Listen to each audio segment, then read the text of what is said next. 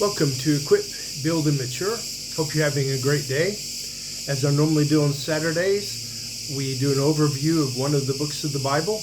And so today we're doing an overview of the book of Proverbs. Who wrote the document? Well, both Proverbs and Psalms name multiple writers of their different sections. Now, Solomon was qualified as the primary author for this book of wise sayings. Now, in 1 Kings chapter 3, verses 5 to 9, it says that Solomon asked God for wisdom in order to rule Israel. In time, God granted his request. And you can read about that in 1 Kings chapter 4, verses 29 to 31. The fact is, Solomon identified himself as the writer of most of the book of Proverbs. His name is at the beginning of three separate sections: Proverbs 1:1, Proverbs 10:1, and Proverbs 25:1. Now this covers almost all of the 29 chapters of the book. Now the section of Proverbs chapter 22, verse 17 to chapter 24, verse 34 expresses the words of the wise. Okay, and that's specifically in Proverbs 22:17. So it's the words of the wise that Solomon may have gathered together from different sources. Now in Proverbs 24:23, it shows that Solomon used a lot of different sources. In fact, he used the plural noun for wise, translated as sages, to describe the authors of this section. Now this book is similar to Mesopotamian and Egyptian collections of Proverbs. And perhaps God inspired Solomon to record this section based on wise sayings he heard as he was growing up in his life. We know that Agur in chapter 30 verse 1 and Lemuel in chapter 31 verse 1 are also identified as the authors of those respective chapters. But their identities, Agur and Lemuel, they remain unknown in history. So what time in history did all this take place, the writing of the Proverbs? Well, discovering who wrote Proverbs will help to determine exactly when the book was composed. If Solomon is the most likely author, then most of the content was finished before he died in 931 BC. Now, the book stayed in the southern kingdom of Judah because Hezekiah's men gathered most of Solomon's Proverbs. We see that in Proverbs chapters 25 through 29. So this implies that the book was probably in its final form at the end of Hezekiah's rule in 686 BC. So why is Proverbs so important? Well, the Proverbs do something that no other biblical book did. It collected many short teachings on how to live an effective life.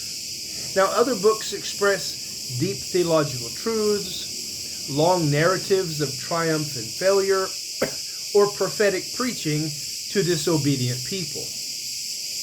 But Proverbs' primary purpose is to teach people how to find the path of wisdom. Now, the writers of the book identified the different situations of a person's life. They gave eternal principles to apply in many different situations instead of precepts to follow that only applied to a few specific situations. That's why often when we read Proverbs, we don't see specific precepts, but we just simply see eternal principles. So what is the big idea in the book of Proverbs?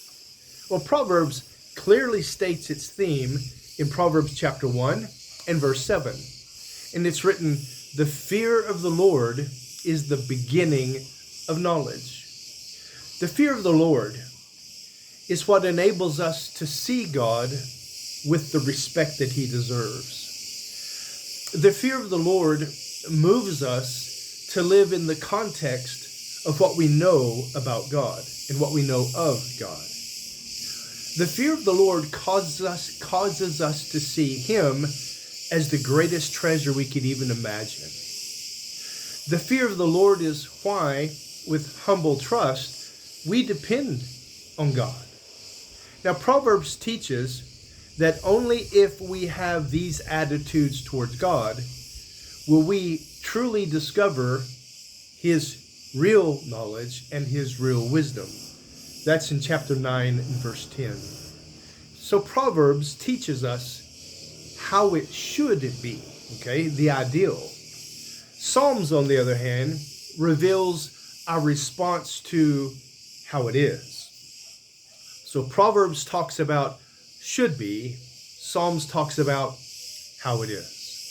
Solomon wrote the Proverbs because he wanted the readers to learn how to practically apply righteousness in every facet of their lives. He wanted them to live under the authority of God and under the direction of God. So he precisely explained the book's purpose in chapter 1, verses 2 to 6. Solomon's focus was to teach the people how to understand so God's righteousness would impact every part of their lives. Now, much of the book emphasizes listening to other people. Now, only if we listen to other people can we learn from them. Then we are to apply the combined knowledge of those who have gone before us, like parents and older people, and we're to apply those to the unique situations that we find ourselves in our own lives. That's what he says in chapter 1, verse 5 and verse 8. So, wisdom involves applying humility, first before God, and second before other people.